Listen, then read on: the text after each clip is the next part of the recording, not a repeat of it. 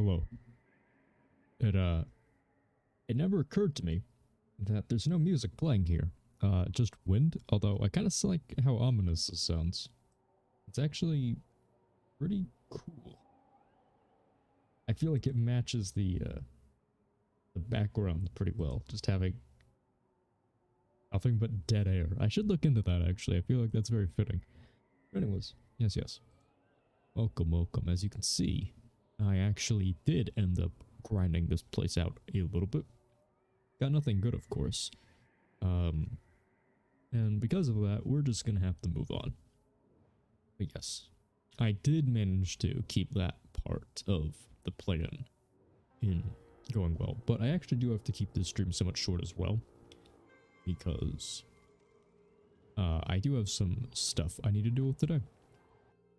But until then, the way I see it, there should be absolutely no problem with just getting a little bit further in this game. Now, because of that, there's pretty much two things I can do today.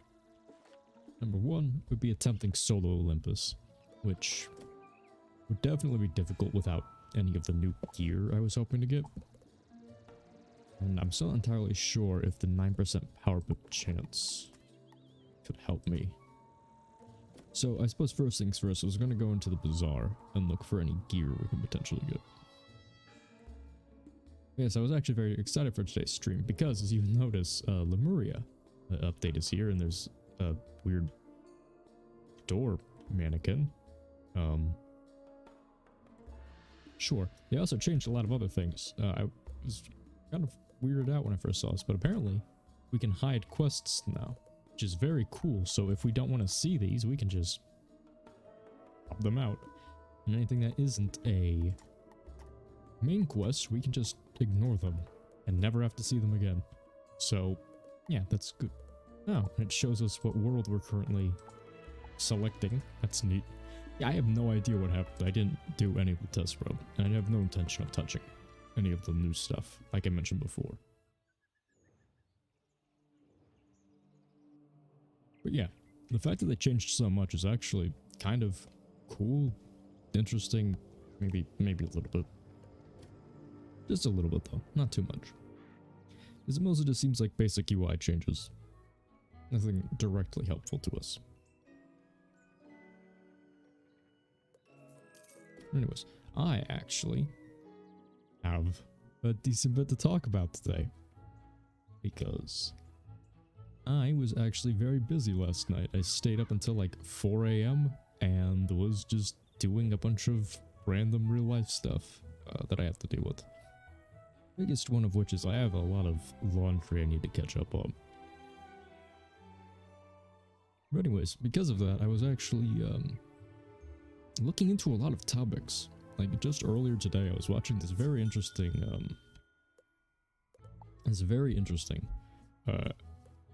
lecture type thing, like a TED talk. Like it was at a convention about doors or security. It was about one of the two. And the dude was basically talking about doors and how they're not installed correctly in most places, and I actually found that really cool because it's like Lockpicking Lawyer, which if you've ever seen that, you'll know is a pretty interesting channel. I think, yeah, we're just gonna go for full power pip chance if we can. Obviously the highest level gear possible would be ideal. Okay, for some reason somebody's selling some of the crafted gear from Mushu, but yeah, we're not going to use that. Order Drape, that one might help. Because I don't think there's any balance bosses in there if I'm remembering correctly. Are there? Well, there's Sneak's Robe of Parody, which doesn't give us any health. I think we actually will need the health, so we'll go for that. I don't know, would an orange with brown trim look better? Actually, it does kind of look a little bit better. Orange with orange. Orange with light orange. Orange with brown. I like the way the orange with brown looks, but it's not really matching our aesthetic that we've built up over time. Anyways, yeah, so because of that, this guy was talking about doors. And, you know, it kind of occurs to you whenever you actually think about it. But most doors are not installed correctly. And so there's actually lots of ways to break into doors. Like, literally hundreds of ways to break into doors. Well, not hundreds, but like a couple dozen at least. You know, he was talking about how different ways to do it. I should, I'm gonna tweet that out, I think. Because I was kind of considering, right? I don't generally, like, use Discord and stuff very often. But I kind of want to just, like, make one, just, like, recommend whatever interesting videos I find. And also to be recommended whatever interesting videos I find, what other people find. Because I think that'd be a lot of fun. But I think I might just tweet that one out. Because it is super cool, actually. Learning about doors. Not because, like, I want to learn how to, like, break into them or anything, which is, like, the main point of it. Right? Which is something I've never understood. I don't know how to, like, sell myself like that. Because the way this guy's business works, to my understanding, is basically he just walks up to random businesses and he's just like, hey, I'm a door security guy and I want to, you know, I want you to do business with me, so I'm gonna break into your building and, like, do stuff like that. And I'm not entirely sure how that business would work out well, because I feel like a lot of the time, you know, due to stubbornness, people would be like, dude, no, what? You're not allowed to break in. And then he's just gonna be like, well, I'm gonna do it anyways. And then once you see me do it, then, oh, this one doesn't have health on it. Yeah, I wonder if there's a one with power pip and health. Because the defense one, I'm kind of whatever, because I feel like 40% for enemies that aren't going to be doing much with it, it's maybe a bit too much anyways.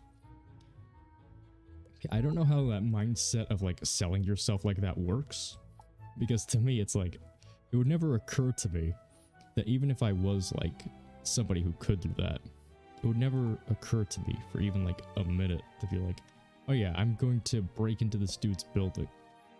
And then, interesting. Same for one less damage. And also gives that. Not many good options here. This art gear usually is better than this, in my experience. So it's kind of surprising how garbage a lot of this stuff is. Like, there's usually at least a few good pieces in there every once in a while. But anyways.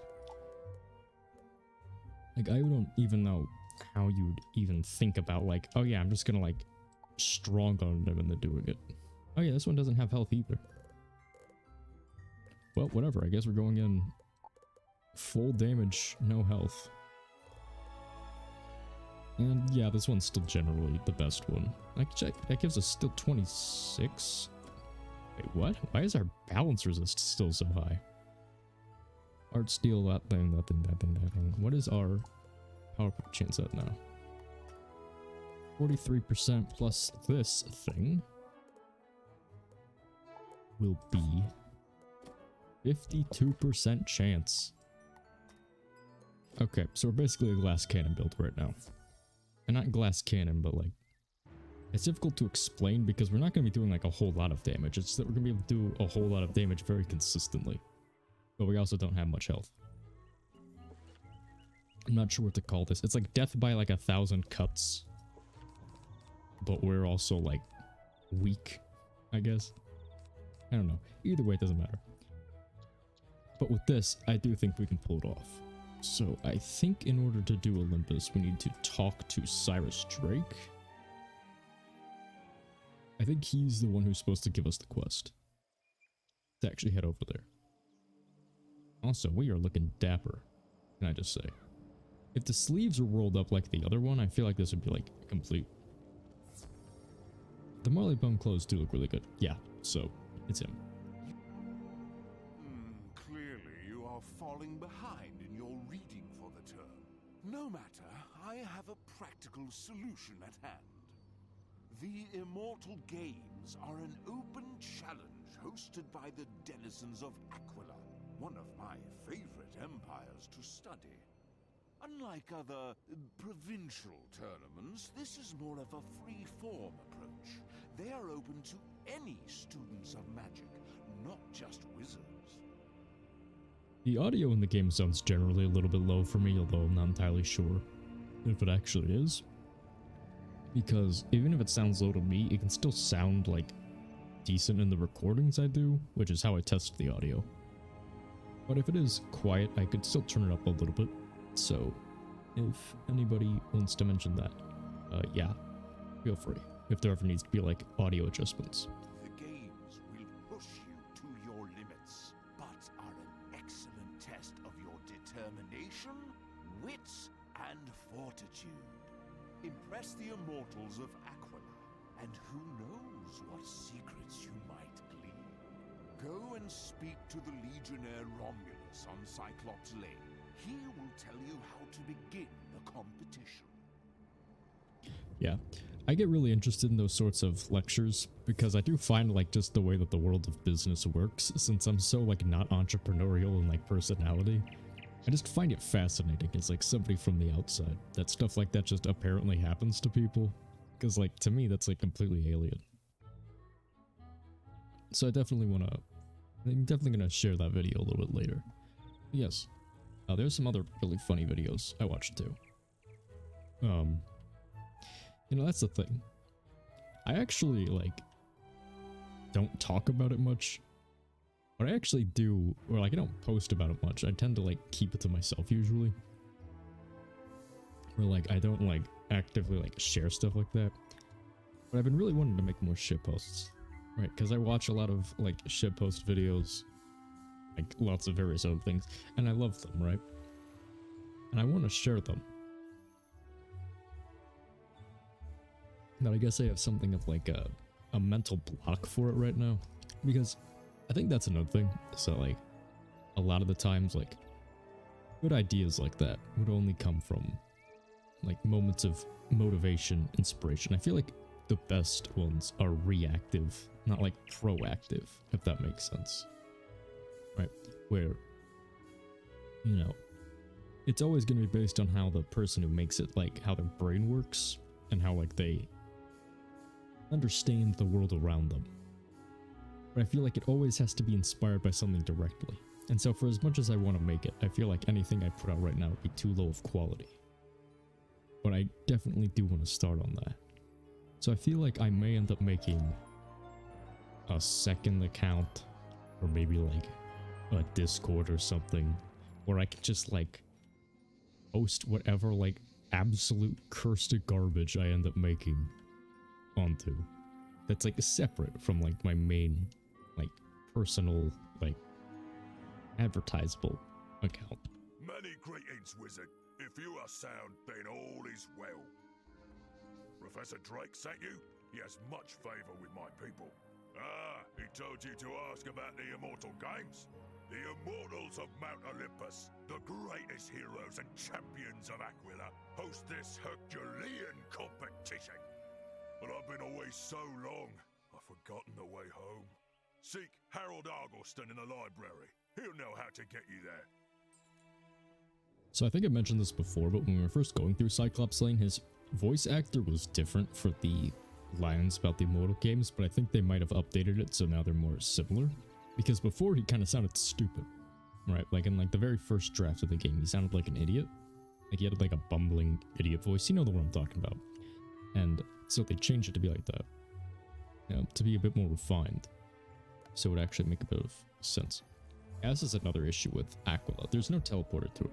Which is why I generally like don't like it as a zone. I don't know why they attached it to Wizard City and didn't just give you like a key, like a spiral key to a door to just go there instantly. The closest thing you can do is you have to craft this very long, complicated like chain of like very difficult to acquire items in order to be able to make a tapestry that you can put up in your personal house or dorm, and then you can teleport to the hub area of it. Good day! I hope you aren't here to research for Professor Falmir. She is very kind, but I am not fond of smoldering books. You are working on a study for Professor Drake. Most admirable. I applaud your courage. What do you need to know? How to reach Aquila? Why, simply use the Chariot of Aethon. That's the monument in the park on Cyclops Lane. It's been there forever. You must have passed it at least 100 times. I'm surprised you've never asked about it. I believe we have a scroll that explains how to activate it. Search the upper shelves under CH. But yeah, the door What is this? In the beginning, there was nothing but dragons, giants, and tritons. Oh, cool, it's lore. The dragons held dominion over the mountains and dwelt there with the fires and magma. The giants ruled the air and built their city on the winds from the north. The tritons held the seas as their domain and created a civilization under the waves. From these came the first schools of magic: fire, ice, and storm. But yeah, the reason why I brought that up is because the door convention thing definitely does give off really big, like... You search under the CH section that Harold Argleston directed you to. There are a number of scrolls here. It just inspires me and fills me with like shitposting energy, but I don't have any direct ideas for it, but it definitely gives off the vibe of one. Chariot of Fire, Chariot of the Sea, Chariot of the Sun, Chariot of Thunder, Chariot of Ithacali. Oh, wait, here it is. Chariot of Aethon. It was just out of order. The instructions look simple enough. You should take it to Romulus. Yeah, but that's something that got brought up last night when I was doing things. Another thing that got brought up is what I'm actually drinking right now, which is something that I do genuinely enjoy, but is like apparently seen as kind of weird by other people, which is like turmeric coffee. You literally just mix turmeric, like ground turmeric, into your coffee. And it's actually really good. It's kind of like pumpkin spice coffee. You know how like pumpkin spice like adds like a specific flavor that like people go nuts over for some reason? It's kind of like that, but it's more like more earthy, very kind of herb flavored. It's very nice. I just drink it like black personally. I generally drink my coffee black to begin with. But yeah, if you've never had it before, it's one of those things that you genuinely want to try at least once in your life, I think. Because opening yourself up to those kinds of flavor combinations are a good way to realize how much stuff you're missing out on. Speaking of, I actually saw a very interesting post on Twitter last night by a VTuber known as Reyna, who is very good. But she has like a weird thing for making weird foods, and she made a peanut butter and jelly jalapeno takoyaki sauce, and I believe something else, but I can't quite remember off the top of my head, burger. Which sounds absolutely atrocious, like it sounds disgusting. But I am genuinely kind of curious how that would actually taste. Librarian Argleston told you to use the Chariot of Aethon? Of course! It will take you to the Garden of the Hesperides, and from there you may enter the Immortal Games. Anyone from the Spiral may compete to prove themselves in this magical challenge. Those who are victorious win honor and praise and glory. Those who fall short, well, they are welcome to try again.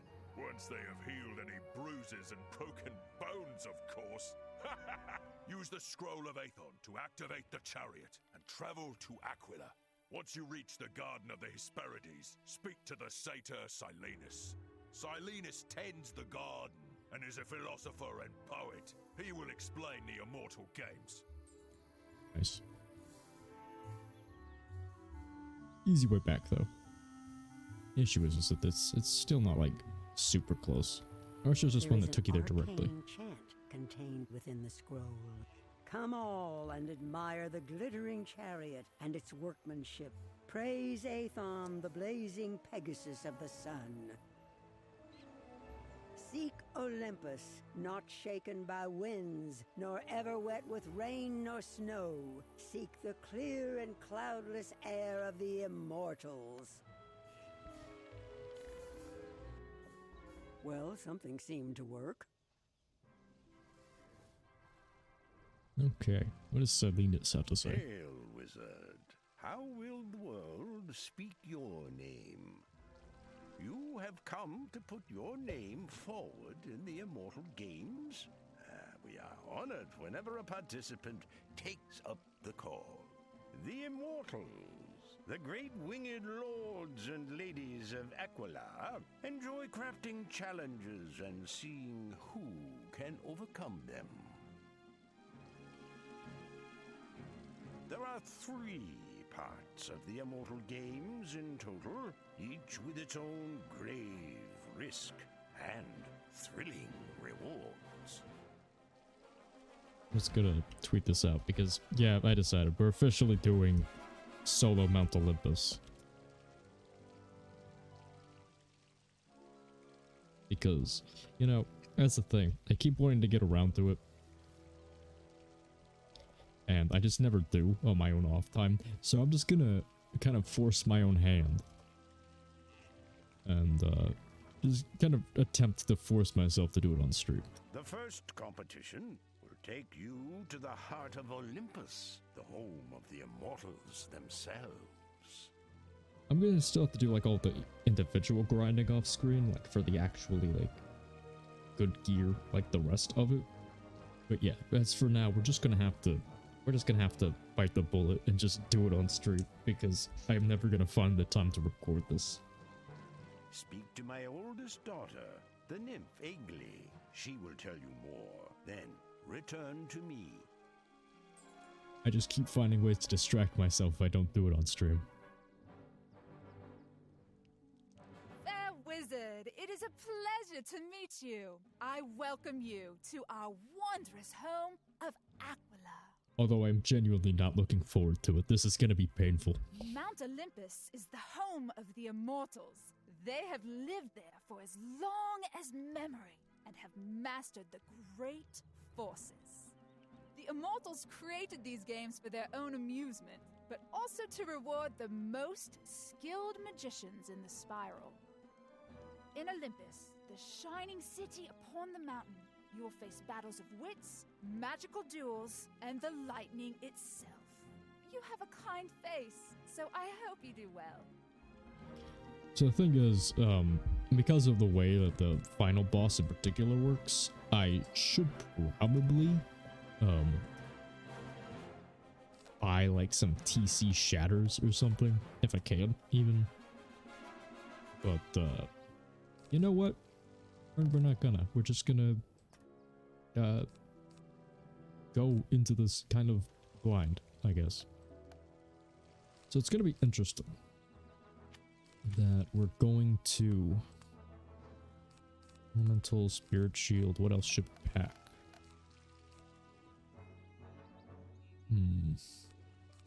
See, the thing is, we're gonna have lots of cards in our deck, but I don't know. I don't know what to do here. I think I should pack an Elemental Blade at least. I feel like double feints would be better. I also have TC feints. I don't know what to do. You know what? We're just gonna go in blind, but we still have to talk to this guy again. But strategizing right now. So these shields kind of suck because while they do give us access to a variety of resistances, they're not as good as these ones, and they're also not specific. But the first boss, I believe, does use life and fire spells, which there is no 70% shield which grants you resistance to that, and his minion, I think, uses myth spells, but I think he might also use another kind of school spell, so we're gonna have to wait and see. Wizard, did Egli tell you of the greatness of Olympus and the demanding trials before you?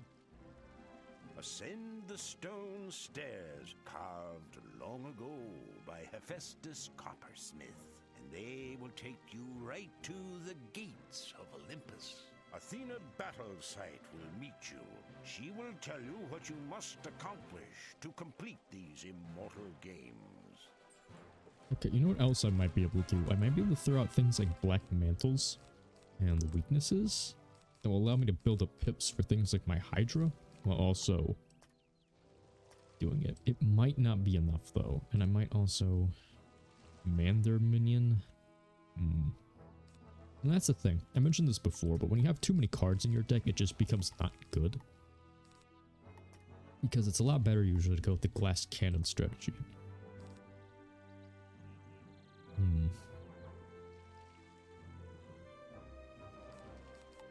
What should I do here? I don't think we'll need healing, because I think generally speaking we'll die before we'll be able to actually use it.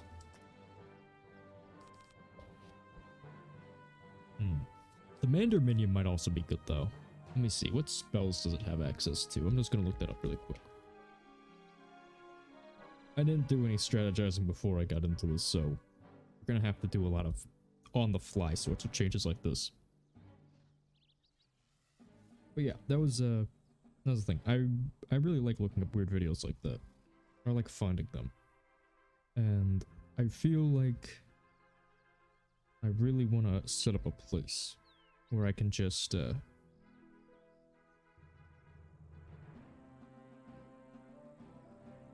get a big pool of like collecting some of the most interesting videos on the internet. Although I guess there's that subreddit, like the Damn That's Interesting subreddit, I think is what it's called.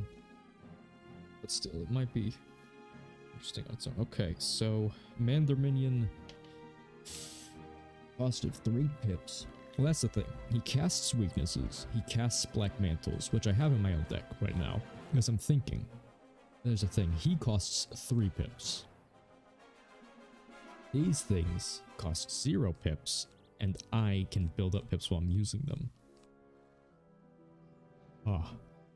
You can also use Balance of Power, which would help us. You can also use Donate Power, which would be very helpful. I don't know. You know, we'll just go in with this setup, and we'll find out pretty quickly whether or not this will even be doable with our current setup. I should maybe be focusing a bit more on healing or like tanking, because I did sacrifice some of my resist for more power pip chance, but I also think that if I spam enough sandstorms, I think I could hit up to like 3k damage if I'm lucky very quickly. Hail, Challenger. You have traveled far to reach Mount Olympus. Are you eager to test yourself in our games? Because here's the way I'm thinking about it, right? One of my TC sandstorms, right, without any blades, should do like 500 to 600 damage, I think. So if I'm right, I'd only need to cast 5 or 6 sandstorms, which is a lot. But I can hypothetically cast them every 2 turns. So if I can survive 12 turns, if I'm really lucky and get power pips every single time, I should hypothetically be able to just tank all the damage I'm gonna get, and then because this dungeon is super generous with health and mana wisps, I can just come back here and heal immediately. Your first task is to collect 3 Legion tokens. You will find the first in the Sun Chamber, defended by a Pollo Bright One. This will be a little bit different for Zeus though, I think, because he... Oh, but how am I going to beat Ares with this strategy? Because Ares has a lot of HP, and more importantly, he has some very good cheats, if I'm remembering. You stand before the radiant Sun Lord, Pollo Bright One. Let me show you the light. This guy's no big deal, if I'm remembering correctly. Out of everyone here, he's pretty easy. But it is starting off right off the bat with a boss, so it'll set the mood. Oh yeah, he has 3k HP. So right off the bat, we're suffering. So since we have our normal pip, we'll just spend that on a feint. Yeah, fainting as soon as possible when he doesn't have enough pips to destroy us, I think is a good idea. Okay, so hopefully we get a spirit shield. We not. So what I'll do instead... Well, that's the thing, because this is what I mentioned before, right? If I throw it on a black mantle, it'll only delay him from hitting. If I throw on a weakness, it'll only reduce it by 25%. And so a shield will be better. But what I really want to do is I want to be ready to hit, so I need to throw down both my blades. And so now I'm probably going to take a pretty big life hit here. I mean, potentially. Okay, oh, cool. They added the updated blade effects Oh, they do look kind of lame though. Like, I mean, they're not like bad, but like the thing is, they're super like shiny, almost like plastic buttons, and they almost look like flat when you look at them from the side, which is kind of disappointing. We'll throw up an elemental shield here because, like I mentioned before, even if he has a life trap on me, he does use Meteor Strike a lot. Okay, no, we went for this thing, which is very bad. Like, it's actually super bad for us. Because it gives us a weakness. Okay, wow, we are getting annihilated right now.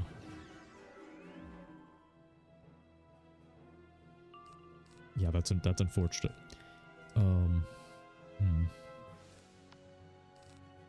I think we're gonna need to go for Balance Blade and hope we draw into Hydra, I guess. I should have probably discarded some stuff.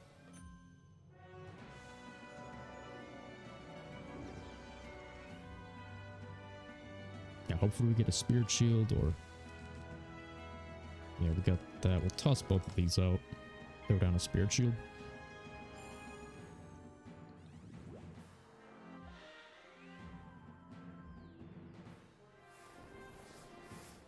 Yep, there it is. Meteor Strike.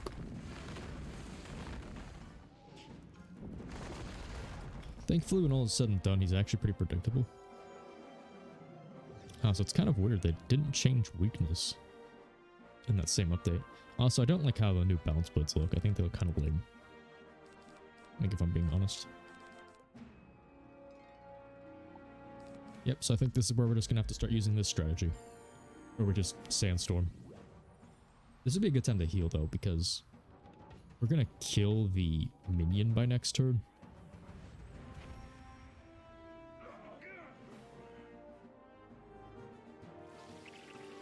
Oof. That did not do a lot. But anyways, yeah.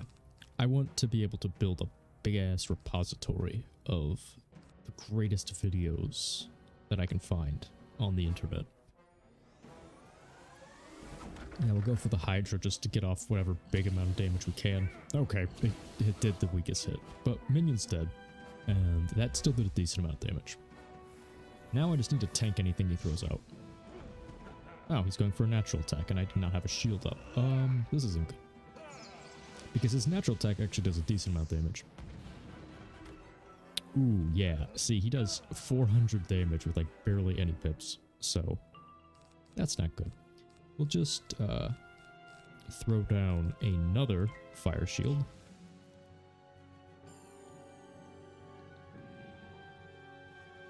And unfortunately, that didn't work. So the thing is, even if I shield, I might not be able to do anything about it. Because I'm pretty sure if he does 400 damage, it only reduces it by 50%.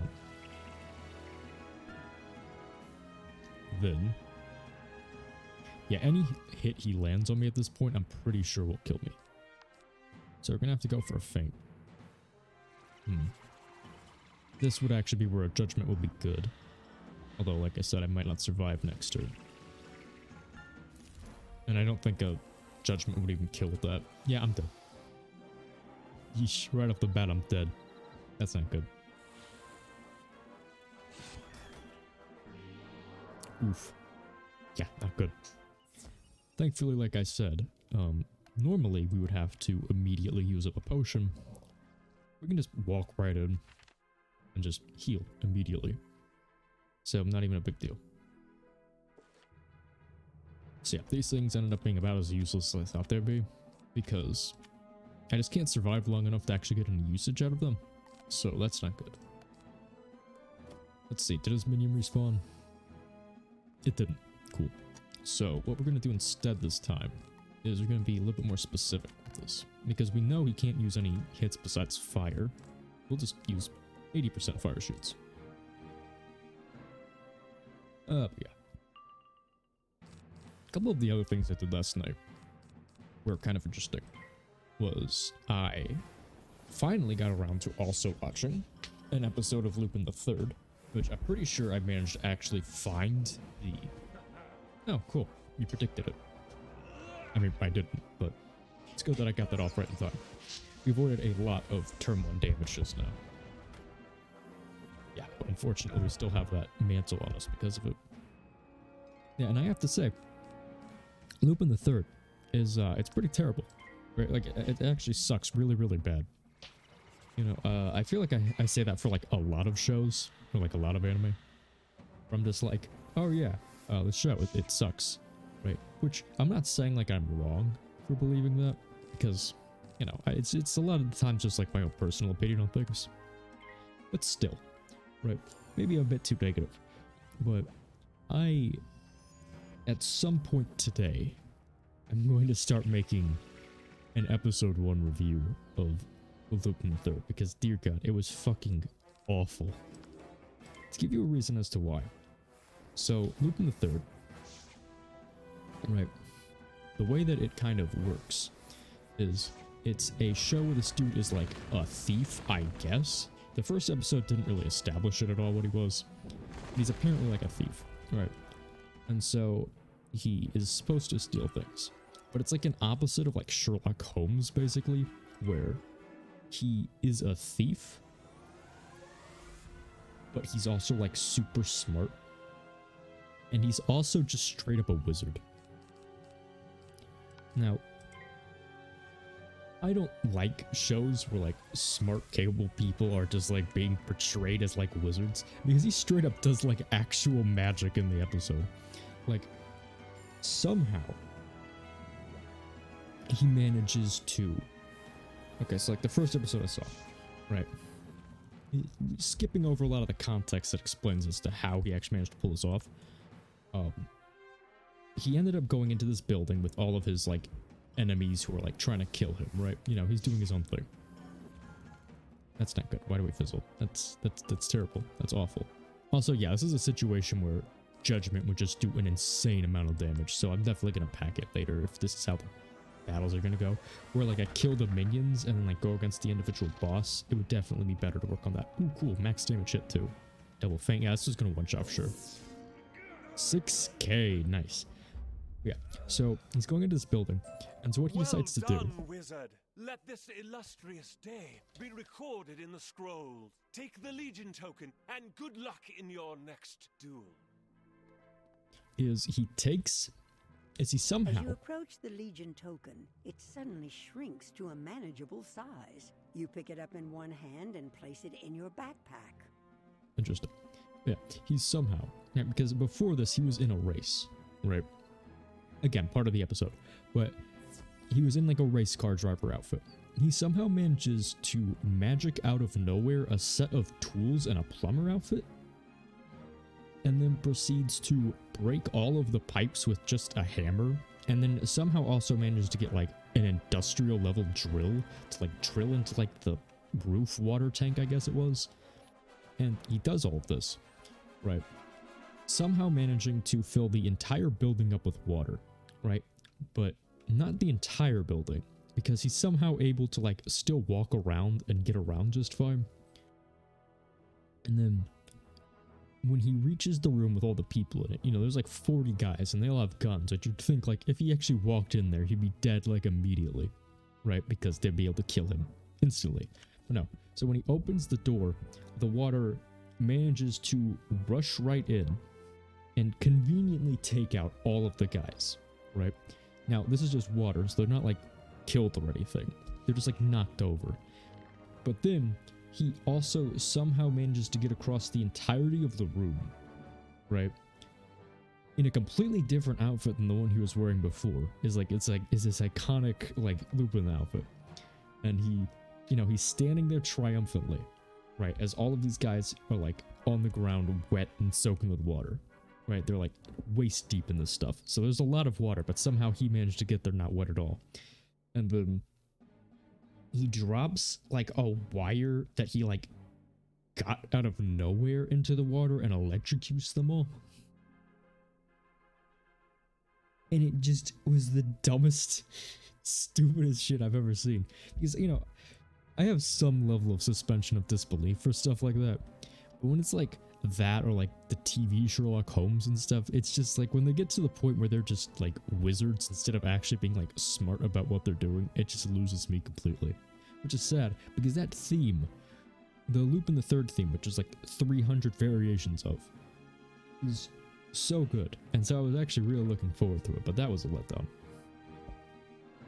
Like that was one of the biggest letdowns I think I've had in a while. Good beginning, wizard. You will find the next Legion token in the Moon Chamber. Lucky for you, my sister Artemis New Moon is away. However, I doubt she left the token undefended. So yeah, Lupin the Third, it sucked, but I'll give it more chances to redeem itself, because, you know, dropping an anime after only one episode is generally frowned upon. For good reason too, I guess. But anyways. Yeah, I kind of interrupted the lunch. A challenger? Don't you know you are already beaten? Yeah. I know I'm kind of like interrupting the dungeon for this, but I did feel it was kind of relevant, because ultimately, right, we're gonna be in here a while, and so I feel like it's a good thing to just talk about all of the weirdness of that series as like I went through it. Anyways, yeah.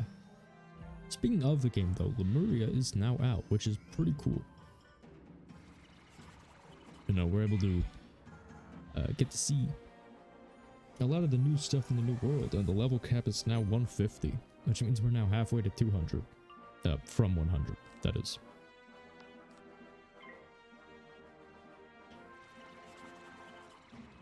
Which, to be honest, I remember when reaching level 100 was a big deal. Say we do make it like, I don't know, like another 5 or 6 years in the lifespan of this game, and we reach level 200, where would we even go from there? Oh, okay, we actually managed to have a pip fail there. Which is, I think, is like the first actual one of like the run. No, I think we actually did have one in a Poyo Bright one near the end, because we only had 6 power pips. This is a good opportunity though, because it means we'll be able to hit them with this.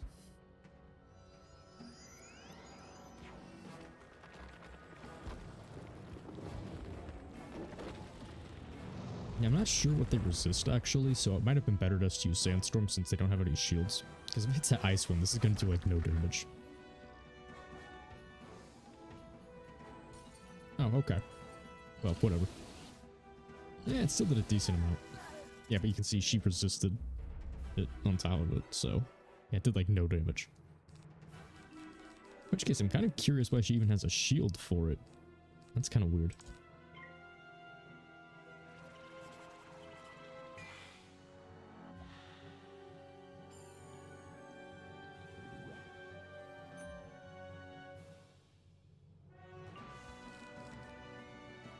Let's see. We'll throw down a feint, I guess. Just for fun. You know, really get off the maximum amount of damage possible. No, it counts as a myth hit. And it didn't do damage? What? What? What happened? Why did that not do damage to me?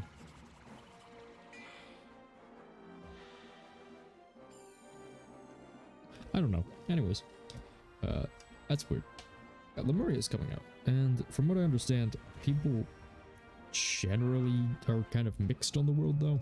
Like, a lot of people were complaining before it even came out. Peace, wizard. You have won. Although I won't swear you didn't do it through trickery. Take your reward. Yeah, lots of people were complaining about how the This fact Legion token also reduces in size as you approach. You store it carefully. that they took the concept of it being like a stitched together world too literally, and they decided to just reuse old assets from like old areas and stuff. So it's like really janky looking apparently. I'm not sure if that's still the case. Like I said, I haven't seen anything about it, but I am kind of happy that it's happening, you know. Hopefully it wasn't rushed out like Caramel felt. A second victory. Well played, wizard. Now for the 3rd Legion token. You know, it's just occurred to me, but her spear thing looks kind of like Lord Zed's staff from Climb Power up to the Rangers. sky balcony and take it from the Praetorian Guard. Did I mention they were Zeus's personal guard? Don't fret. Right. So the thing about Hydra is that it's really strong. But I feel like in here, it might actually be worse than just trying to sandstorm spam. Because the thing about the sandstorm, right, is that it's not only spammable, but it also will bypass a lot of the elemental shields, and it will also not trigger Zeus's cheat. Tremble in your robes, wizard, and prepare yourself for defeat. I think the way that Zeus's cheat works is that it's like 6 pip and above spells trigger him to do a natural attack against you, which is kind of lame, but it's neither here nor there, I guess.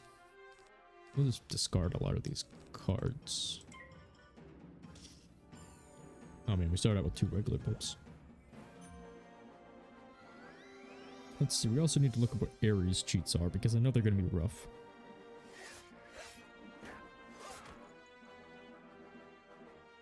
Okay, so at the beginning of round 1, he will cast Amplify on himself.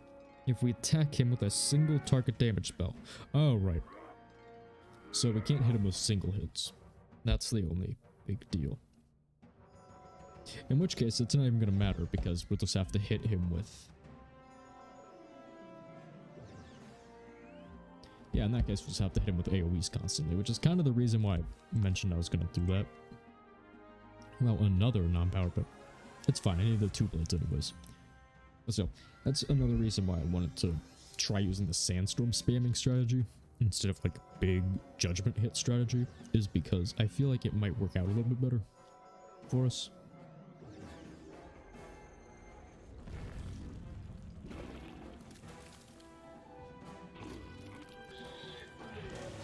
Okay.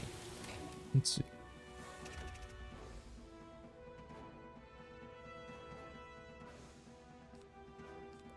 Okay, wow, 4 normal pips in a row. That's not very nice. Well, I guess it would actually only be 3 since I get 1 from the wand. But whatever, let's see. How much is this gonna do? Oh, wow. We just barely didn't do enough damage to kill him. That's a shame. So yeah, we're gonna have to waste another one on him. We'll throw up an elemental shield, actually. Just not to give him the satisfaction of hitting us big with anything before we kill him. Look at that, he went for an attack immediately.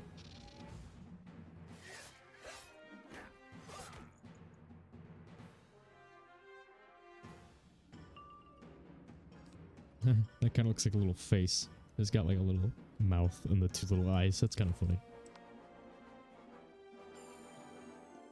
Looks like the underside of like a stingray. If you've ever seen one. The underside of a stingray is weird. Because like they have like 2 slits, but I don't think that's their eyes. I think it's like their mouth.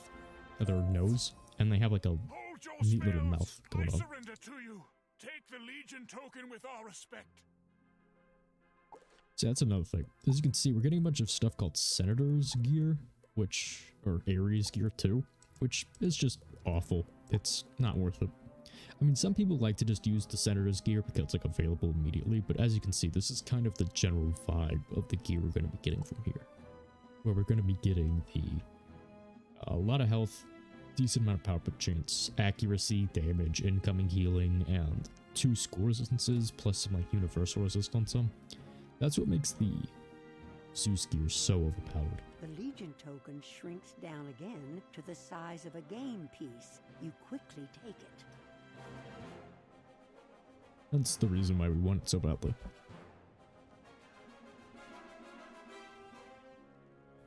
But as it like goes, the issue is that similar to Hollow Mountain, all of the good gear only drops from Zeus himself, so you have to run through the entire dungeon just to get a chance to get like good gear again. Well done, wizard. You have acquired the 3 Legion tokens you require. Take them down to the arena. You will meet my discordant sister. Call her Eris Golden Apple. She will try to confound and confuse you. Unravel Eris's mysteries and get the key she holds. Then come back to me. So, the weird thing about that is, like, early on in Wizard101 history, and up until about Celestia, they used to make it so that, depending on the boss you were fighting, would depend on the gear you get.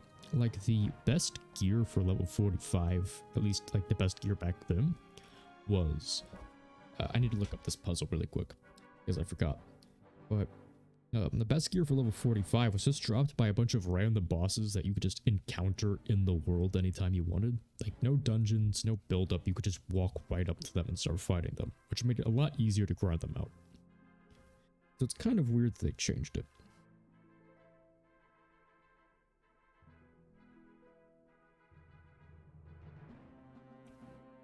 So let's see. What is the solution here? Oliphant, Minotaur, and then Ophidian. I don't know what an Ophidian is.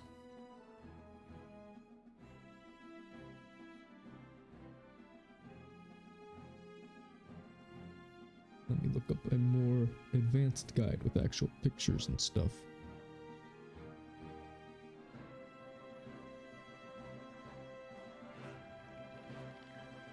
Oh, it's the archer thing. Okay. That makes it a little bit easier. A wizard come to challenge the immortals, Prepare to be dazed and confused.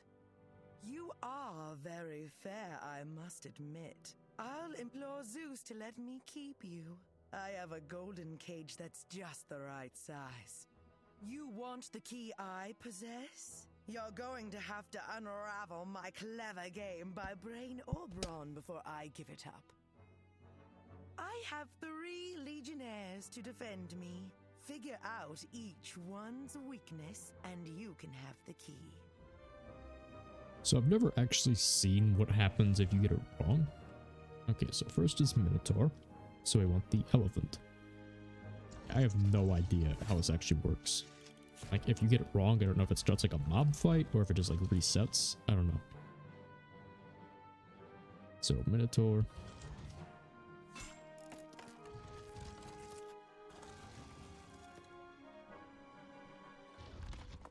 It's basic rock, paper, scissors stuff. Curse you, wizard! I was sure my trial would be your undoing. Here is the key to the Hall of the Watchful Eye. Take it to Athena. Yeah, so overall, this is actually going pretty well, I'd say. We lost to Apoyo the first time, but if we can do that for Ares and Zeus, this won't be difficult at all. Because, yeah, if we can just cheese them with, like, individual attacks, this will be, but, like, soloing them, this will be way easier. The key you took from Eris will allow you to open the Hall of the Watchful Eye. You will have to pass through the hall and the elite Cyclops Guard to reach the Forge of Hephaestus. You must win Hephaestus to your cause.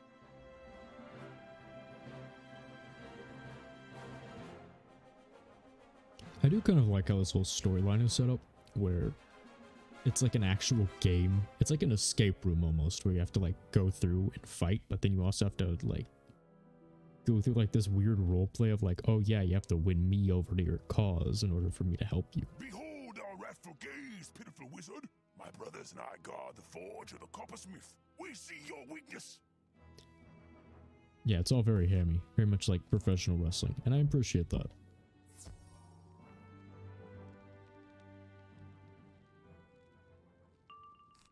Although I have to wonder, do they have to like reset it like every single time someone comes through here and passes it? Like one of these like random cyclopses have to like pick back up all of the statues and like put them back in the rooms. I don't know, the idea of these guys being like minimum wage like stage workers in like an escape room basically is kind of funny to me. Elite guard or not, that's ultimately what they are.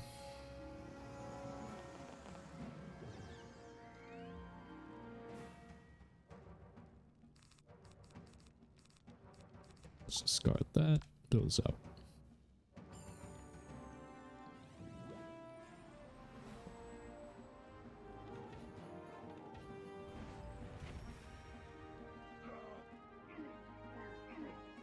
Very nice, we're one-shotting them every time. The sight of our defeat blinds me. Go in peace, wizard, and seek Hephaestus coppersmith in his forge.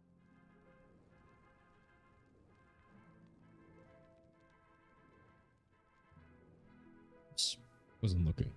I was looking up. Zeus's stats really quick. Hail, Challenger! It has been a long time since a wizard has made it this far. Who was the last? One of Cyrus's pupils, I think. Wait, what? Which pupil? You want my aid? Huh. I am indisposed. My bronze eagles have wandered off, and I cannot get around without them. Okay, so yeah, apparently I was right. So if it's 6 pips or more, Zeus will cheat cast a Minotaur that deals 75 plus 525. Okay. Very simple to understand. He's myth. Is that? He is myth, so if we get the storm hit, which is our strongest hit, it would like one-shot him easily. But still, I don't know. It'll depend. Search Olympus for my bronze eagles and bring them back here. Then we will talk. Yeah, but it does have 4,000 health, so we're definitely gonna need to figure that out.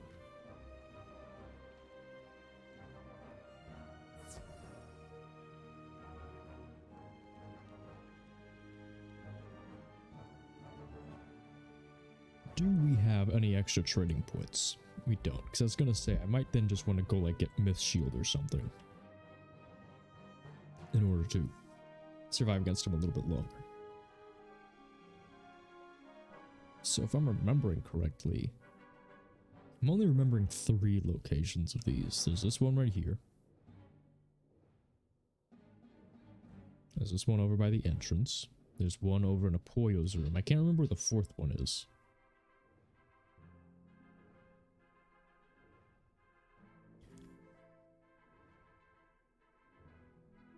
Let me see, where is it? Is it upstairs? Is it downstairs?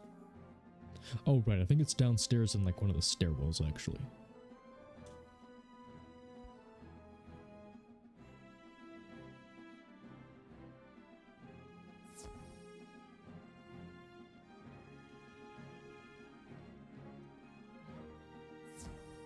Yeah, a whole lot of walking in this place. And that's the pain about grinding this out, is that even if you have like several max level wizards and stuff with you to like carry you through it like super fast, because like they can kill the bosses in like a single turn, it still takes you forever just like walking around. Like the fastest one you can do would still be like 8 minutes each time, and you have to do it like 20 at least in order to get all the gear, which is why I have to do all of it off stream.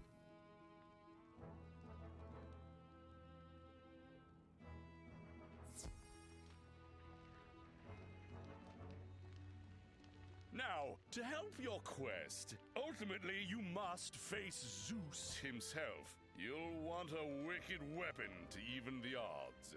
I have crafted such a thing recently for my brother, Ares. Go up to the sky balcony and into the hall of battle beyond it. Duel Ares' savage spear and take the sky iron hosta from him. Good luck, wizard. And there it is. I'm not sure if they made the Sky Iron Hosta super overpowered in order to like make it like story relevant, which would actually be kind of cool. But then it's regrettable they didn't do anything with like the Sword of Kings or anything. You know, big actual like main questline story item, super weak, completely pointless. Just gives you absolutely nothing. Whereas like random side dungeon that's for like level 30 wizards gives you a wand that's better than literally everything except for like level 100 plus pack weapons. Like pack wands. That's bizarre. Little barbarian wizard, you do not have the heart of a warrior. Your spells will do you no good. Come, taste iron and blood. Do not waste your puny spells on me, for I will trade you strike for strike. Yeah, so that's his warning about it. But for here, we will just use fire shields again, and basically the same strategy as before.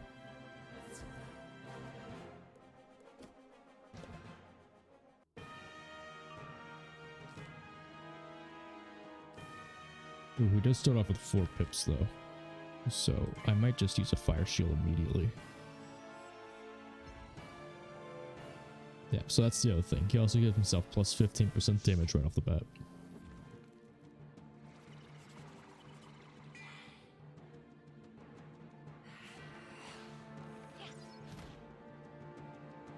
Yeah, for only 1 pip, still doing almost 100 damage is still pretty good for her. In the meantime, we will throw down this feint. Yeah, we're gonna want that. Like, ASAP.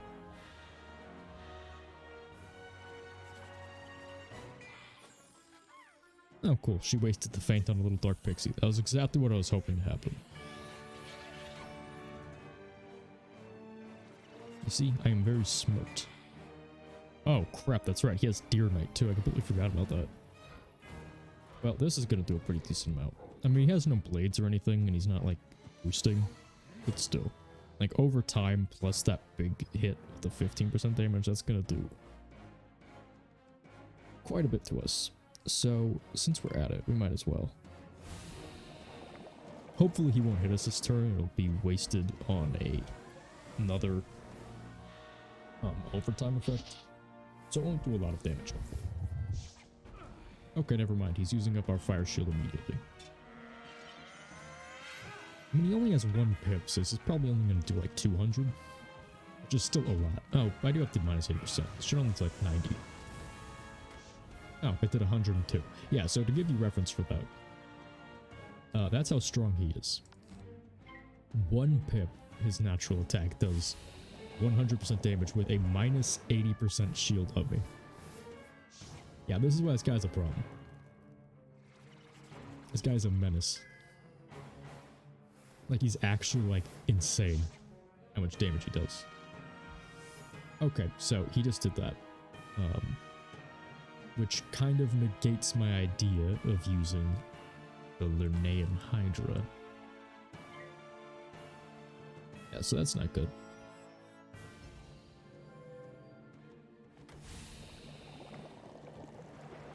Really, I shouldn't even be trying to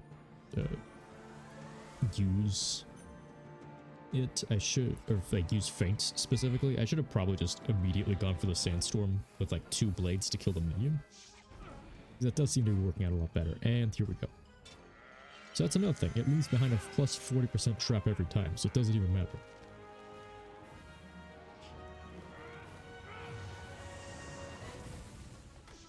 Yeah, still almost 200% damage. At minus 80%. Well, you know what? She doesn't have one up.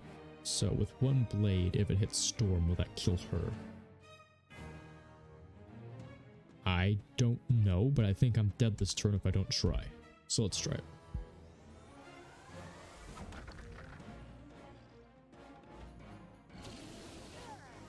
Yep, it hit the absolute weakest possible hit.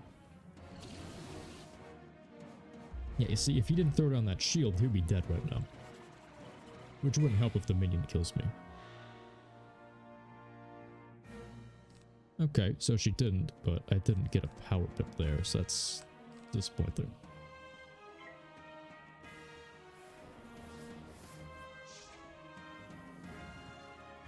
Yeah, so a perfect run of this would have been doing that, but he didn't have that shield up.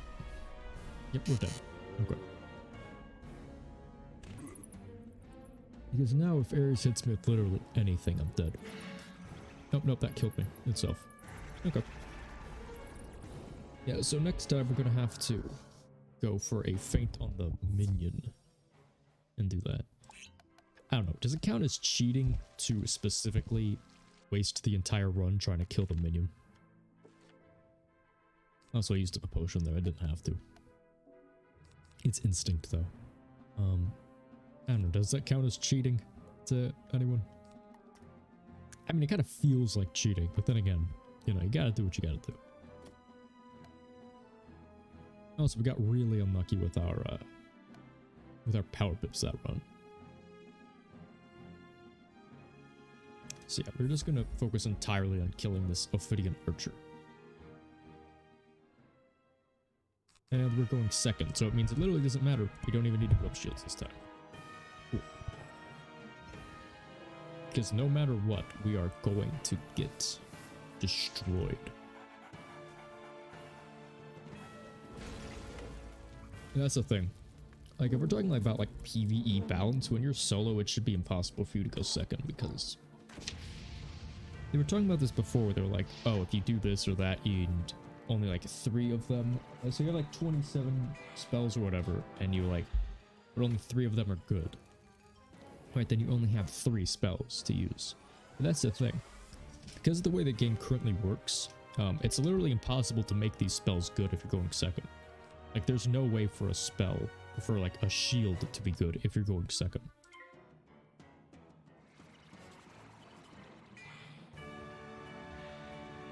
Because it completely messes up the timing, because you have no way of knowing when they're going to attack. So you can do everything you can, like, set them as early as possible. But since a lot of the time the bosses also start out with, like, 4 power pips in the later worlds and stuff, you're basically gonna end up in a situation where they can just immediately attack you for, like, half your health and there's nothing you can do. So, as far as that goes, yeah, that's the balance issue that really needs to be addressed. Yeah, and again, we're just not getting any power pips here. Yeah, so this is what I was saying. We're gonna have to waste this entire run doing this because without a fire shield, he's gonna do like 1,000 damage. Now, like, he only did like 540, which is weird. I was expecting a lot more. So that's a lot. Yeah, so if he hits us with 1 more natural attack, we're dead. Like, no matter what. So we need to kill next turn. We need to kill the minion next turn. And then Ares will kill us, and then we'll teleport back in. And then we'll try to take him on solo.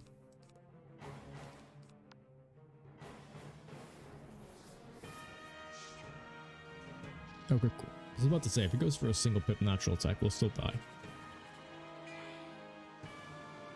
And I am kind of salty about that. It's not fair. It's not cool. Will this kill me?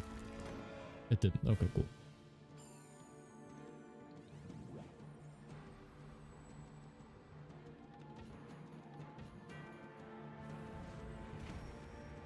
Since this guy can cheat, it's only fair that we get the cheat right back on this. Yeah, and we're gonna cheat by abusing the way the battle system works.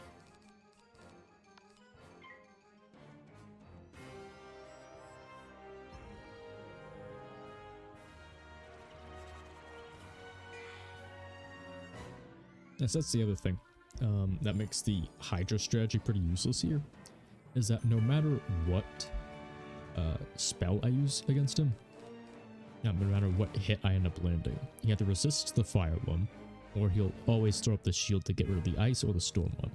So in order for that to be useful, I'd have to get super lucky with the ice hit before he manages to put that up, which I'm not even sure if I could build up enough pips before he does it. But in a perfect run, that would be possible, in which case I would, like, no diff him. Like, it would be no difficulty at all to beat him if I could do that. Like, 1 out of 10. Easy peasy, lemon squeezy.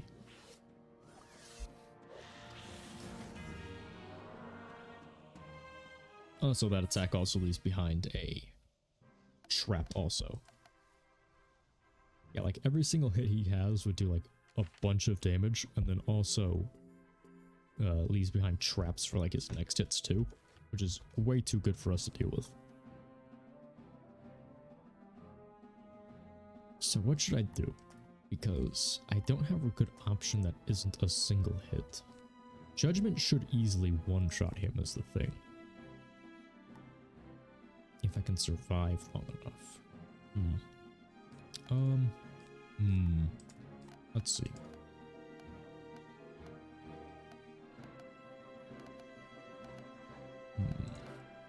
No, we do not have enough spells yet. I don't do anything with it. So let's see, what else can we do? Yeah, I think we might have to go for the judgment.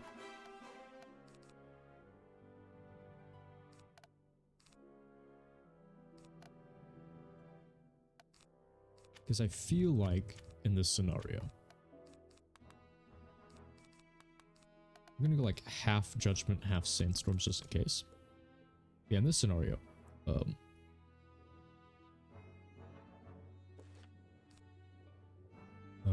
his 0 pip natural attack will be worthless in comparison to being able to hit him with a super strong 1-hit spell. Because if that's the case, then we won't be able to do anything. Also, we're going first. Cool. So we'll be able to avoid this easily.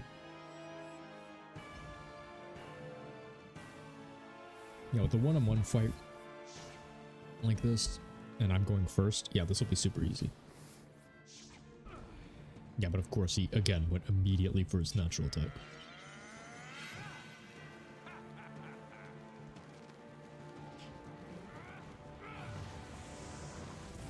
Yeah, so right off the bat, I always need to put up a shield before he can hit and after he hits, because he'll always be behind a trap. So honestly, I probably should have packed like way more fire shields for this.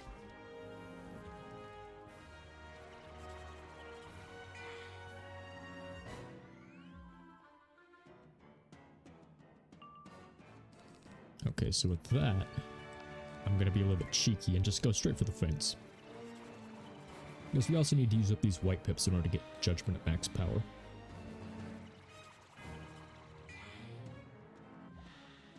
Yeah, okay, so you can see he's already throwing up a bunch of nonsense like that. So what we'll also do is, in case he goes for like a Deer Knight or something, throw up this instead so it doesn't do a crap ton of death damage to us. I mean, he still will, but it'll be a lot easier to tolerate in that instance. Okay, cool.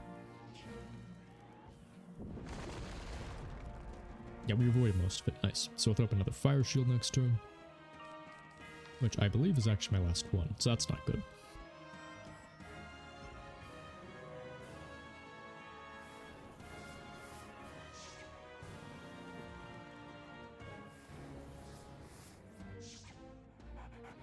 Oh, he's being smart about it. He's getting rid of my fire shield potential.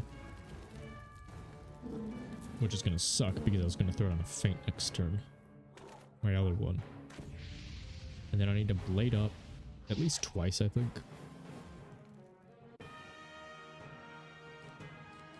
Yeah, but we definitely want to use up the feint in that case. If we can. Because if he doesn't hit us with a natural attack or anything, the 20% trap will not be that big of a deal.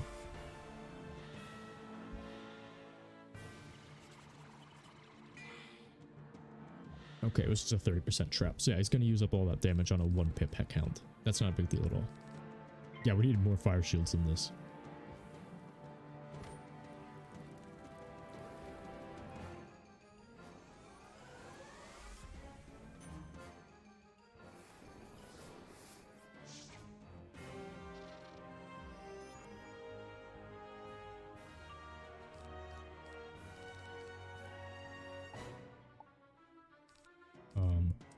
Hello? I put them half and half. Come on, dude.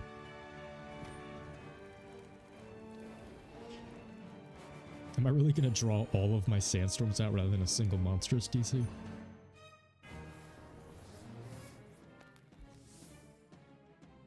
Those are just my backup, like, absolute worst case scenario hits. Come on. Give it to me. There we go. There we go. Now hopefully this kills him. Because he can very quickly retaliate if this doesn't. Maybe I should have brought a TC feint as well. No, well, too late now. This is do or die at this point. Oh yeah, easy. 8k damage. I am impressed. Of course, this was but a mock battle. I did not want to destroy you and offend Athena. You have earned this reward. Take it and go forth to challenge our foe. Next time we meet, I will not be so forgiving. We'll never beat him again, by the way. That was he's just wrong about that. But look at this. 10 universal damage with a power pip and some pretty decently strong wand hits too. All things being considered, we just got like the absolute biggest buff possible. Okay, so we're gonna do a similar thing to what we did before, but with Zeus, we're gonna prioritize less on that. So for Zeus, here's the thing. We actually have some very good shields for him. So it's kind of the opposite, where for Zeus, we're going to want to... I don't remember, does he have storm shields? does. He's not. Okay, cool. But he does have storm hits, so we're gonna end up in a weird scenario here. We're gonna reverse exactly what we just did. So we're gonna stack as many dream shields as we can, and then we're going to use elemental shields instead. Gonna remove the elemental blade because we're not using Lunane Hydra here, I don't think. So we're gonna take out those, take out like 2 of these, and then we're gonna throw in Death Feints. And then what are we gonna do? Let's see, do we have any balance blades of that? We don't. We don't have anything.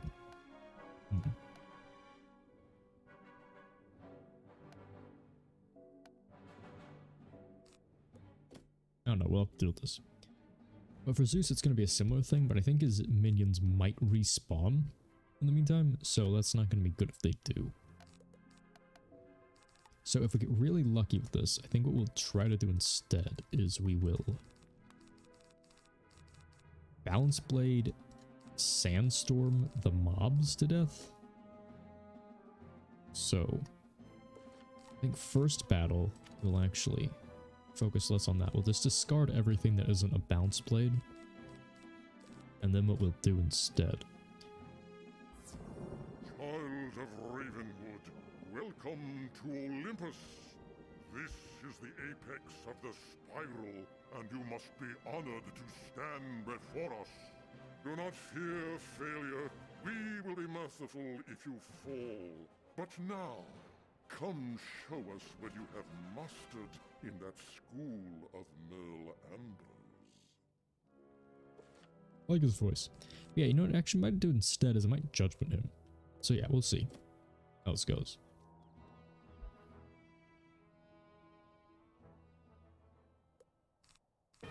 Yeah, so the thing with Zeus is you have absolutely no way of knowing which direction the fight is actually going to go in.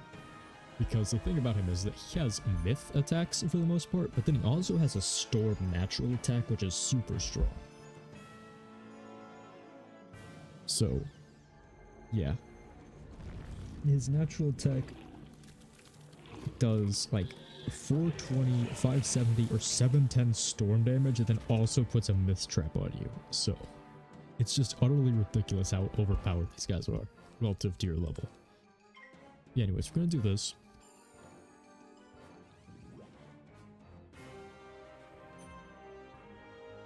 Yeah, I think this guy's gonna put a shield up on himself. Oh, no, he's going for blades. Okay, that's interesting.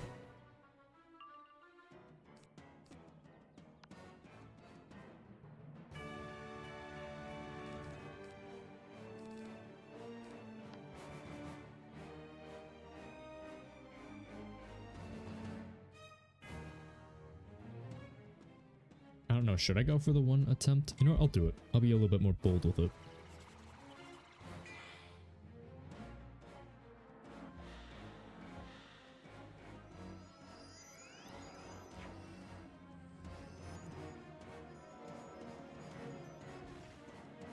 Oh cool, he didn't hit us. Okay, cool. So, with that being considered, we will toss out this judgment, put down a dream shield.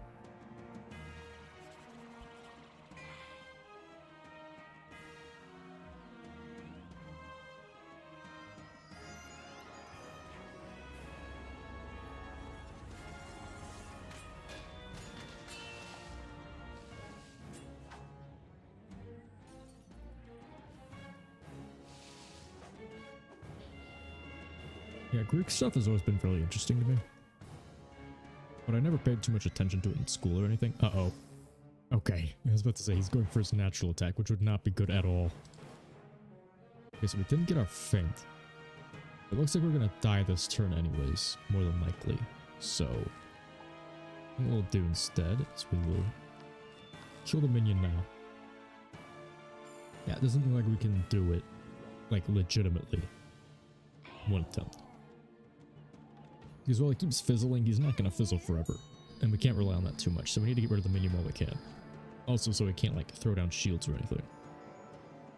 Yeah, but because we just casted that judgment, he's now cheat casting a Minotaur, which will kill us. Yeah, so this is the thing about double hits, is that this is their point, is that the first hit removes a shield, and then the second hit does full damage.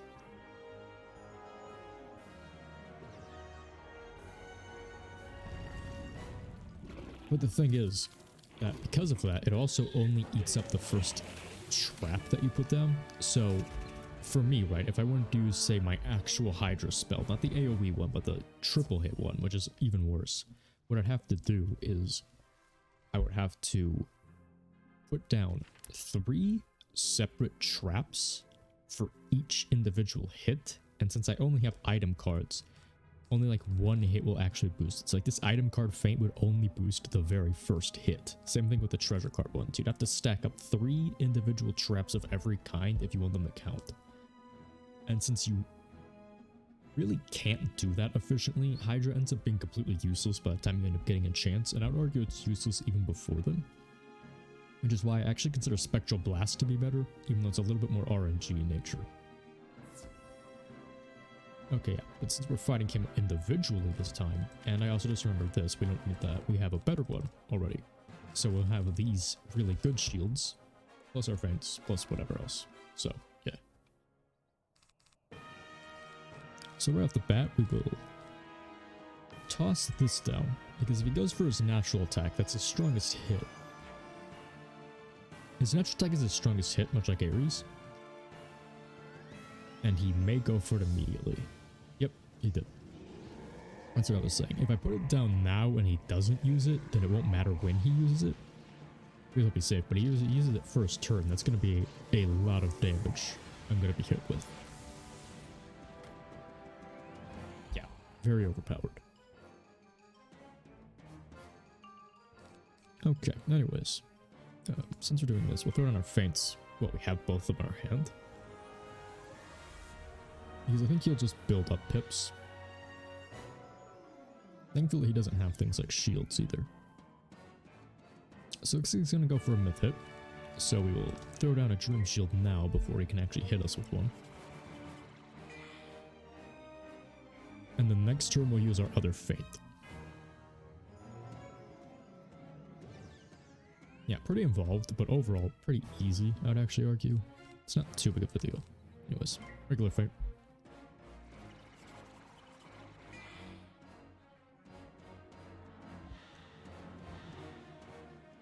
So the thing is, with both of our blades, by the time we actually hit, we should be able to one-shot him with this. We don't even need the treasure card feint, I don't think. So, you have to keep that in mind. Man, this is going to be a very bizarre amount of damage this Humongous Frog is going to do. It's not a lot, but considering like how much setup there was, it's kind of weird. Anyways, yeah, we'll throw down. No, we'll just throw up our blades. It's like I think in 2 turns with both of our blades up, we'll be able to judgment and then kill him no matter what. We won't even need the treasure card for it. In which case, this was pretty easy. Like I said, once it's just one of them, it becomes way easier. Especially if you're going first. Yeah, so this will one-shot him if we hit him with it. So let's see.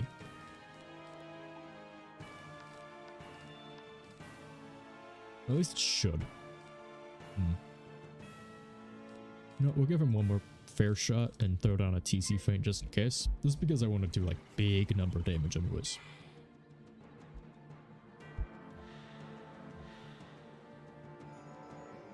Yeah, most you'll probably end up doing is like another Humongous Frog. Not one for Cyclops. Yeah, so overall this went pretty easily, I'd say. I mean, we lost to each of the major bosses in it. And ended up having to fight them one-on-one, but hey, you know, whatever lets us win. Of course, like I said before, it feels like cheating, but who cares if you cheat as long as you win, right? And that's also Mount Olympus done on stream. Very nice. 12,000 damage. Almost 13k, actually. Blessed wizard, you duel like an immortal born. We used but a fraction of our power, of course, but you are skilled. Go and speak to wise Silenus. He will record your name and accomplishments. Yeah, so we actually got one of the best pieces right off the bat because that just gave us back some universal resist. Look at this thing. It gives a little bit less power pip chance, but it gives 3 more damage, it gives 3 accuracy, it gives 2 universal resist instead, it gives incoming and outgoing healing, and it also gives us back some HP. So I would say that's worth losing out a single point of power pip, which is really like the biggest thing. So still over 50%. Plus more damage, plus whatever. This puts our damage up to pretty high amounts, relatively speaking. That gives us how much exactly? Okay, actually not as much as I was expecting. Mainly because if we replace the wand... I don't know, maybe I'm misremembering, but I feel like, whoops, that is not what I meant to do. Yeah, 37%. I don't know, I vaguely remember it being closer to 40 before, but hey, whatever counts. Anyways, yeah, we actually got one of the hardest pieces of gear to get. Like, so we just got our Zeus Helmet first try, which is basically the best piece, frankly. Because I'm pretty sure it's the only one that always gives universal resist, so even without that thing, we're still back up to 17%. So every, like, run after this would be a lot easier. But as for now, since we have the Sky Iron Hasta, as well as... We'll just pop these. Yeah, we don't need these anymore. Don't need these anymore. We're not going to do the grinding on stream, and we're also not going to do it solo every single time. What we're actually going to do is we're going to go back to Marleybone for a bit and just hang out, doing quests. Hail, wizard. I heard the song of victory from up high. You are one of the few who has completed the first stage of the Immortal Games. I name you the Honorable Bronze Archon to commemorate your accomplishments. Be proud in victory, yet know that greater challenges await. A messenger from Aquila will invite you to participate when you are ready. Heck yeah, we did it. And that is Mount Olympus soloed.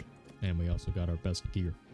So yeah, now once we go back into Marleybone, expect to see us easily annihilating everything with our enchanted sandstorms. Because now we're like, what, 13, 15 damage higher than we were before? So yeah, that adds a lot of percentage points to that. In the meantime, we're going to go sell some stuff at a bazaar. At the bazaar. But yeah. Along with the other stuff I was doing last night, I had some ideas for some other things, like before. You know, I've been really interested in checking out some new concepts for some content I could maybe make. So yeah, subscribe to the YouTube channel if you're interested in that sort of stuff, because right now it's only VODs, but I am planning on adding more eventually to that as well. In the meantime, yeah, we could just sell everything else. Yeah, all this stuff is useless now. All these hats are garbage. And it gives us back a lot of gold as well, so that's very nice. No, we do not want to sell our Pigswick uniform. That's beautiful. I love how it looks.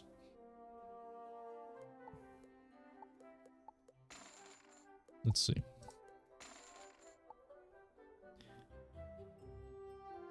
Where did we even get this that we can't sell it? Why is it like Mushu gear? Where did we even get that? Did we get that when we were doing the, Oh, that must be from Hollow Mountain. Right, because I think a lot of it is actually Mushu gear related.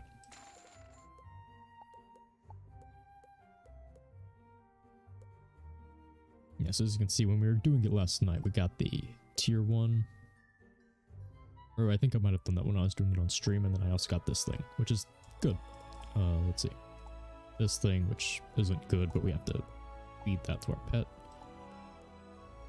This thing, which is actually pretty good, all things considered. I think I was actually going to equip this originally when I was going in there. I just forgot about it. But I feel like we have enough power pip chance at this point, so we don't really need it. Let's see, anything else? We should sell these seeds while we're at it too. That's something you always need to remember to do, is sell your seeds, because they will very quickly fill up your inventory. In the meantime, we shall head back to Marleybone now. Our teleporter is all the way over in Hyde Park, so we're not going to waste that right now. We'll just go the old-fashioned way.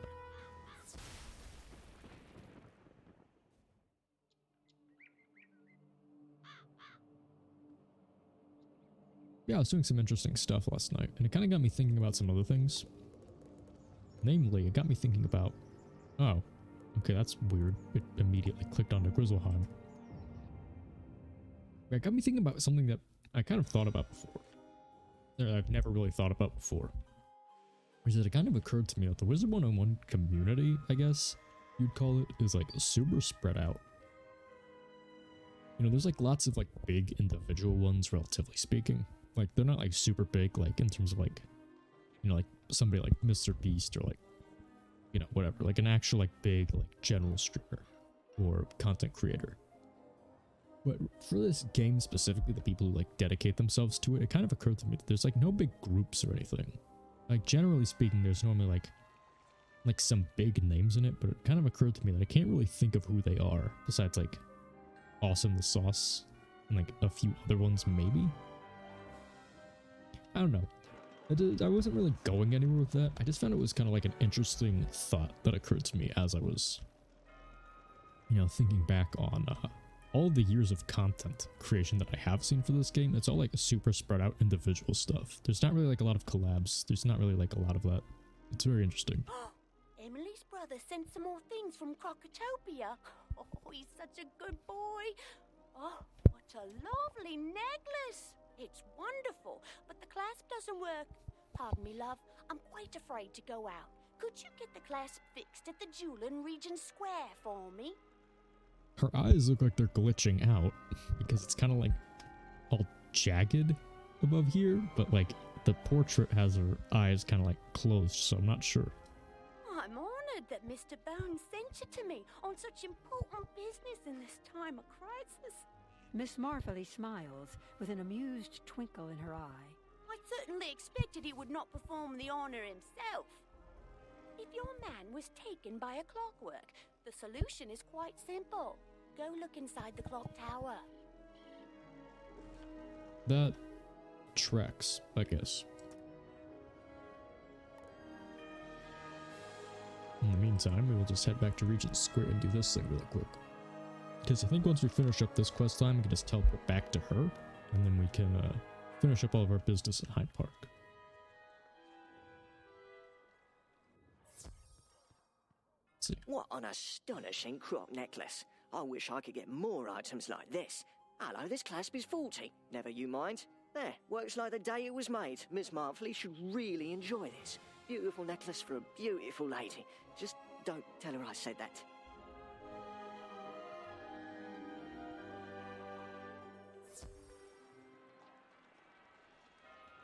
Oh, Henry Book has another quest for us. Okay. Say there, young wizard, do you know Emily Chesterfield? She is such a sweet lady. I want to see if she will go to the theatre with me this weekend. Would you mind taking this letter to Emily Chesterfield? And please wait and deliver her answer to me. My heart awaits her decision. Nice. I forgot, we needed to pick that one up too. Always have to grab every single one available. That advice is never not true. Never not true. It's always the same thing. Yeah. I think I'm actually going to take a quick break, because after finishing Mount Olympus like that, I burned through all of my drink. And so I think I'm going to go grab some more coffee, because I have a lot to do after this. In the meantime, I think we'll just do maybe only some of this street before we get around to actually doing the entire bit of Chelsea Court.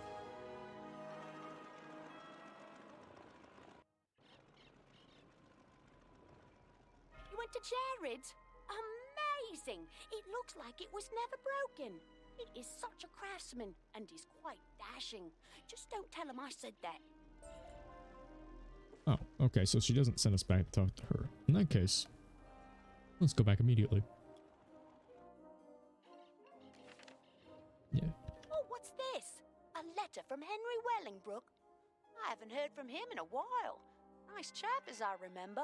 She reads the letter you hand her. Is he kidding? You tell that bloke he can forget it. If you are waiting for an answer, tell him it is and always will be no. Good day.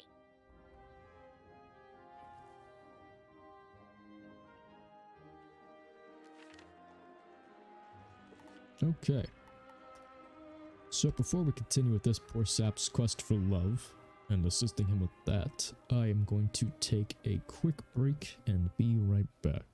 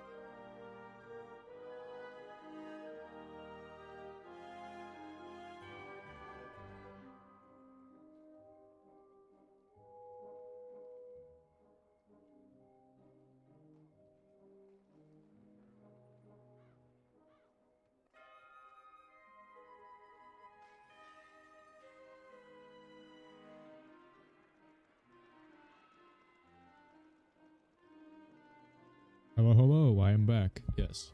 Let's see what this guy has to say, because he asks us to deliver a letter to a nice lady. She said that? I don't know why she'd be so upset. You must have done her an injustice for her to take that tone. Normally, she's quite quiet. Yeah, you know, it must have been us. Oops, forgot to take this thing down. Aha. But yeah. No, that was definitely a weird freak out. I wonder what's going on with it. What the heck? Oh, okay. I did not set up that hotkey, but apparently, pressing spacebar whenever I haven't re-clicked on the game just does whatever your past action was. Okay, so that actually explains quite a few things. I didn't know that.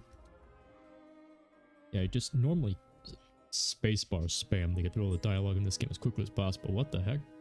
Luckily, I had a backup plan and it works already. There is another lady I would like to ask out to the park this weekend instead. Wait, that count as like completing the quest or something? What does happen? Would you give this letter to Miss Marfley? I'm sure you won't get as rude of a reception as you did last time. Oh, god damn it, King's Eye, you broke the game again, I bet. Every time. Every single time there's a big update, they somehow break something. Every time.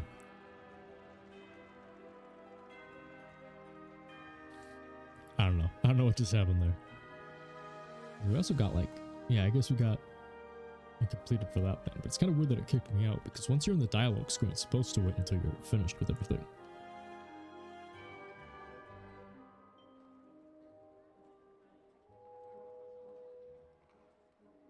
Anyways, last night, like I said before, it got pretty interesting because I ended up getting in another sort of conversation about this. Completely unrelated to anything I've been talking about before. The conspiracy theories. I am into them. What's this? A letter from Henry Wellingbrook. He's quite the gentleman, I hear. She reads the letter you hand her. Wah! The nerve of him! If you are waiting for an answer, then tell him he'd better not come to Chelsea or I will box his ears. I have no idea what that means. To this day, I'm not entirely sure if she means like box, like punch his ears, or if she's gonna like... I vaguely get the idea, like maybe she means like slapping both of his ears at once, although every time I'd ever heard of that it was referred to as the Mickey Mouse thing. I cannot believe it. You must be doing something to upset these ladies. I cannot for the life of me guess why they would be so angry with me. Well, I have one last letter for you to take to a lady. If she turns me down, I will spend this Saturday alone. Will you give this letter to Tracy Castleton? I'm hoping that you behave yourself this time so that she does not have to become rude. Yeah, this guy really just blames us for everything. Yeah, conspiracy theories. So it was being brought up in sort of the course of it, how conspiracy theories have gotten kind of weird for, I think someone brought it up on I think the Thanksgiving stream, that you're having some like weird conspiracy theories come out recently, and a lot of people, and like what it was being said was that conspiracy theories aren't funny. Here's the thing, right? Conspiracy theories aren't funny. They're not. They're horrifying. A letter from Henry Wellingbrook. I don't have to read it. I heard he upset Emily Chesterfield and Miss Marfley quite a bit. Seems he accidentally switched the letters when he sent them. Each of the ladies got the other's note.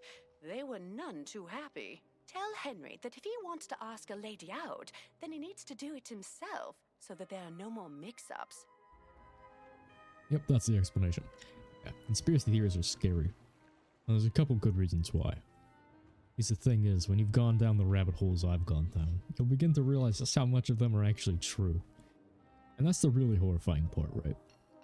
Conspiracy theories are scary. They're not something you should laugh at. Because think about it.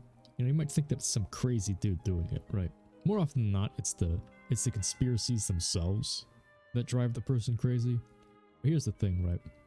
Imagine knowing that you're right about something and just telling the entire world and everyone constantly keeps like gaslighting you and telling you you're like completely crazy about everything.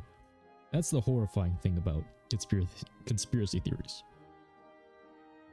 Oh dear, I cannot believe I made such a grievous mistake. My reputation as a gentleman is tarnished. Well, I guess that serves me right.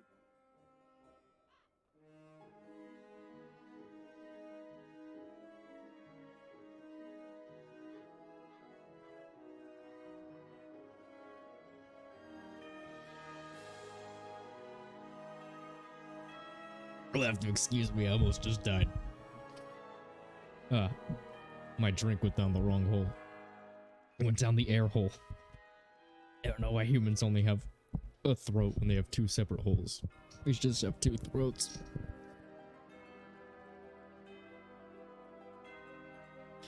Help, I'm dying. In the future, I will do all my courting without the use of letters, and I will only ask one lady at a time. That is the proper way, don't you know? Yeah, in the meantime, just listen to this guy do his weird life lesson, I guess.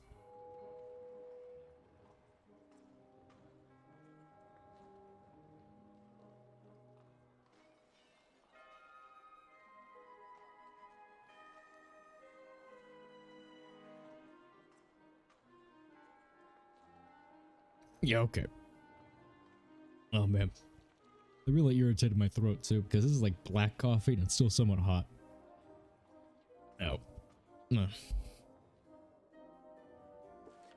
Ah, that really hurts. Well, whatever. Moving on. What I was saying. And conspiracy theories they're not funny. Right? I'd highly recommend checking out the conspiracy theory iceberg that Wendigoon did. I don't think his videos are like particularly that great personally. He's no like internet historian like where he like really like digs into it and like makes it out a big comedy.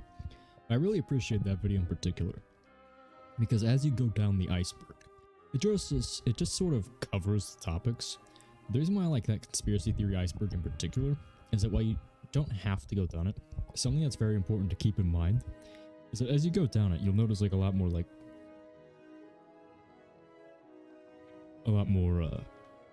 like religious prophecies and stuff, because weirdly enough, right, you start out with like, when you're going down the rabbit hole of conspiracy theories and becoming a total crackpot like I was for a little while, like 2.5 years ago.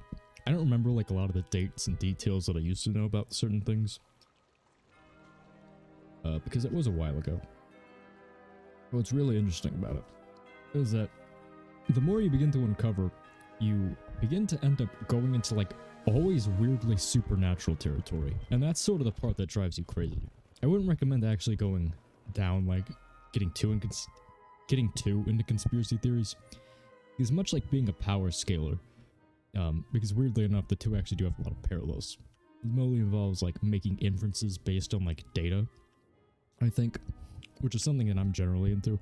But yeah, the issue with conspiracy theories is that much like power scaling, right, you eventually reach a point where your entire view of everything is built upon inferences that have been built up over time that ultimately have nothing to do with you. And so you get so far into like stuff that is maybe like stuff like is happening and is like being covered up, that or was covered up, that you eventually hit a point through a hole in the door, and a voice issues from inside. Password? No password, no entry. The issue is you eventually hit a point, right, where you are so like far into it, right, where you actually start to get like official government documents and like official research papers and various other things that just like get you into like the weirdest possible places, where eventually you're starting to like actually have to treat like supernatural stuff as real. It's a very bizarre thing, and I've seen it happen so many times. But yeah, that's my point. Conspiracy theories, they're not funny, and I wouldn't recommend doing it, but I am kind of interested in talking about it. But probably my favorite thing about it overall would have to be, yeah, that's not my favorite thing about it. It's just fun to do. It's still fun to talk about sometimes. Yeah, I did get out of it for a reason. But those gearheads are fascinating. I must study them further. I want to be an inventor like Dr. H.G. Wags. Yeah, the reason why I bring that up is because I feel like a lot of people like laugh at that sort of stuff. But the reason why I personally don't want to talk about politics or anything like that isn't because of stuff like that. It's because, generally speaking, like, it's not because it'll bring up drama or because people disagree and it'll be uncomfortable, right?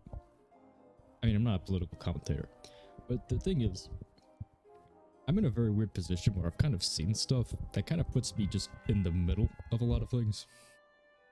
And so, yeah, generally speaking, I'm into talking about that stuff.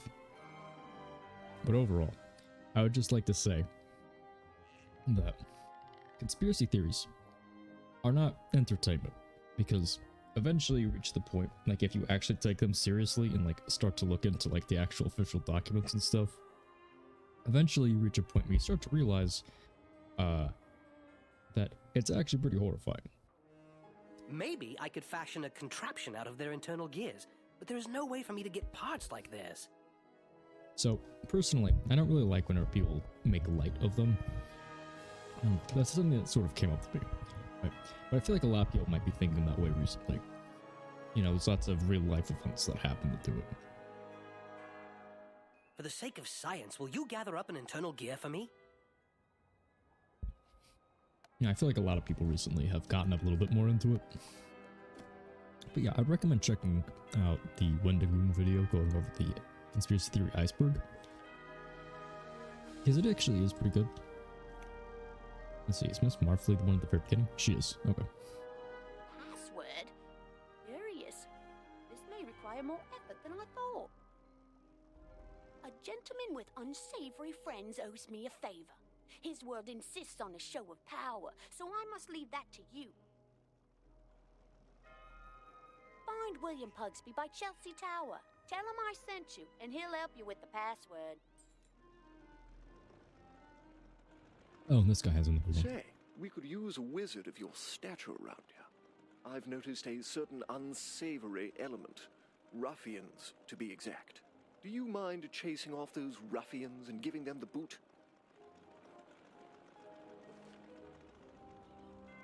Yeah, I don't know.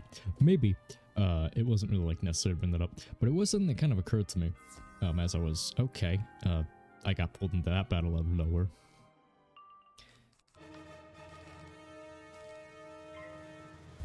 Yeah, as it stands. I wanted to bring it up.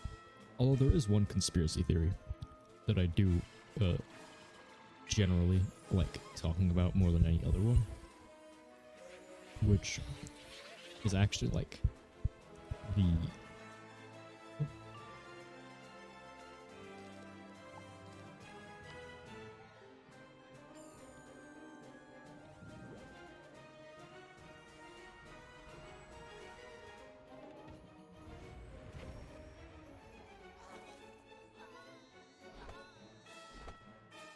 yeah, anyways.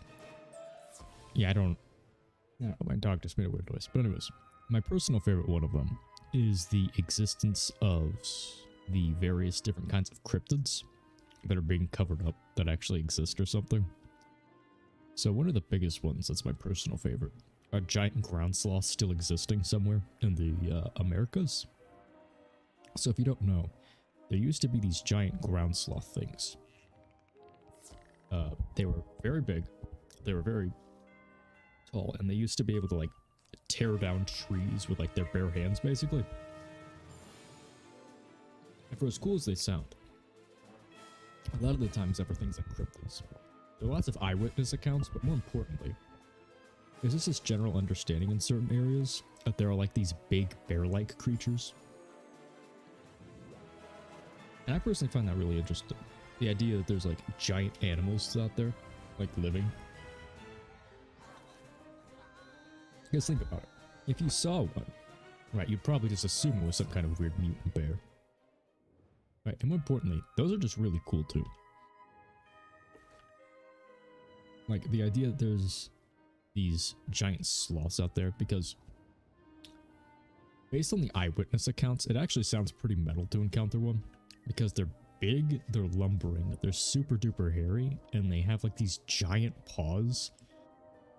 So if you like try to like mess with one, they'll like move around and like casually like knock over like large bits of trees and stuff.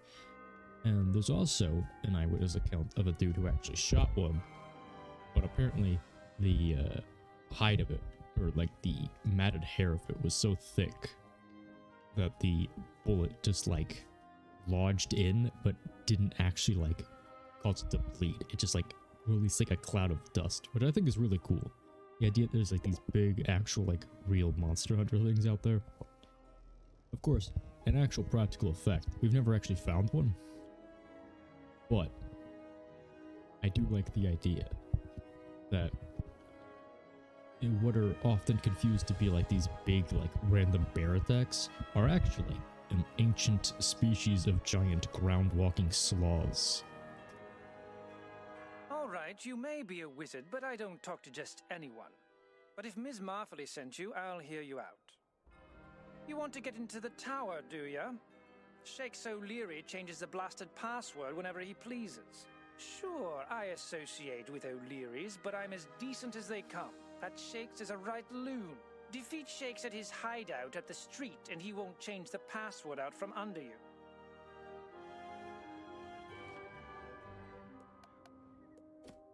On a similar vein, I have a fear of the ocean, right? I know it's kind of like an unfounded fear, but I am one of those people who like genuinely believes that there's like giant animals living in the ocean. I have a fear of the deep water, as it is, I guess. Which I feel like is a pretty common fear, all things considered. Although I kind of wonder where that comes from. Because all fears are supposed to be like grounded in some sort of like level of reality. You know, if you think about it,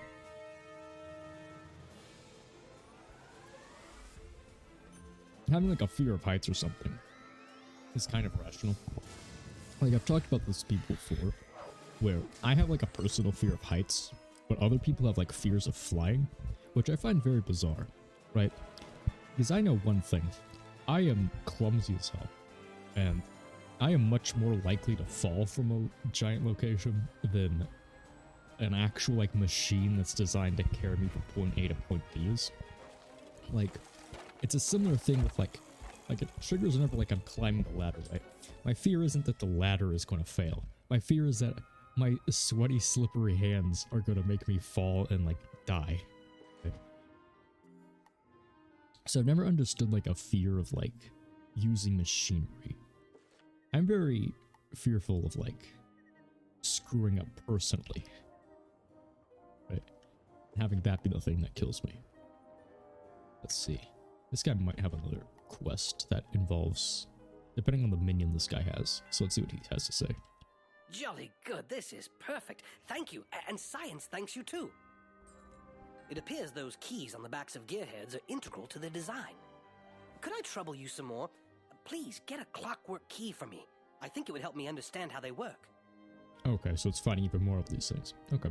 Well, anyways, that's what I was saying, right? That's actually a much more rational idea of a fear, I think. If only because there's an actual practical way it could work. Like a fear of deep water, the obvious fear would be drowning. So each of them has like a practical like aspect of them. I'm ever grateful. The area is so much more pleasant without ruffians. That you're instinctually afraid of them for very good reasons. Which is another conspiracy theory that I kind of like. Although it's much more grounded in like more basic level of stuff. There's no like conspiracy to it. It's just like there's like a grand, I don't know. People call those kinds of things conspiracy theories, but now that I think about it, it doesn't really make any sense calling them conspiracy theories because it's no conspiracy. It's just like existential questions, I guess would be more accurate to call them. Yeah, somebody brought this up before. But if you ever noticed that there's like a weird thing where a lot of the time horror movies have like very specific ways that monsters look to make them look scary, but more importantly humanoid type creatures with very big hands, very retracted like mouths, and like sunken eyes with like very sharp needle-like teeth and like gray skin are very common throughout like all cultures and all history, which is very specific when you get down to those kinds of things, which a lot of people, me personally, also like to believe that there is at some point some kind of creature, if it doesn't still exist, but it might have existed at some point, that is like the traditional image of like a rake, I think is what they're normally called. It's like a creepypasta image. You want to play rough? Okay. Yeah, let me just say hello to my I'll just grab this real quick. Bruiser.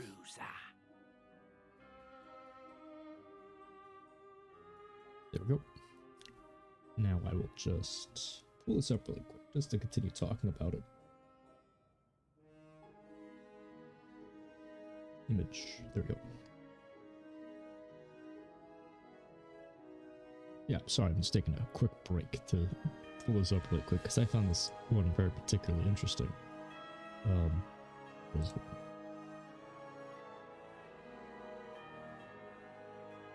There we go. Yeah, it's a bit big. Hold on. Yeah, that thing. Right. So throughout like pretty much any culture and like any particular place you go, and anyone you ask, right, if you were to like give like a generic description of like what counts as like creepy, that specific type of build and like characteristics of these things are always brought up, right? Like no matter where you go in the world, like there's always like some kind of creature like that in their folklore, and everybody finds that sort of thing inherently scary. And so our idea of like a lot of different kinds of monsters stems from, you know, what would be our natural instinctual fears, right?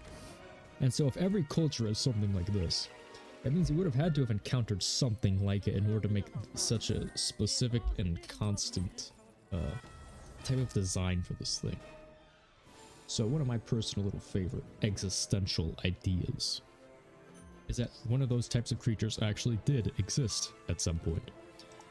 And, or maybe even still does, and we just don't have any evidence of it. But the reason why people are inherently scared of stuff like that is because one actually exists. And it's such a big threat throughout our history that, like, it's just like instinctual in us now.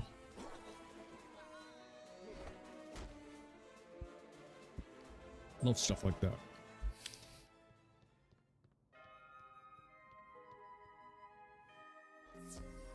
You know what I also need? This is completely random, but I need a hat. I've been wanting to draw like little assets for myself for every individual game I play, but I've just never gotten around to it. Next time you see me, I'm going to have a wizard hat, and hopefully I'm going to have all the other pieces of Zeus gear, because we've done a decent amount already, and we soloed Mount Olympus. We got the arguably best piece of gear, we got our wand for like the rest of the game basically. So yeah, I'd say we actually made a lot of progress today. But we've been going for about 2 hours, and I have some other stuff I need to get around to today, not even just like including the grinding. I need to do lots of little other pieces of work. But in the meantime, I'm going to try to find time to do both of those things, and so I'll come back with a nice little wizard hat next time. So anyways, thank you to anybody who might have been watching. I had a very good time and had a lot of fun soloing that dungeon. And so, I will see you all later. Have a nice day, each and every one of you. Including everyone who might be watching in the future, if people watch the VOD.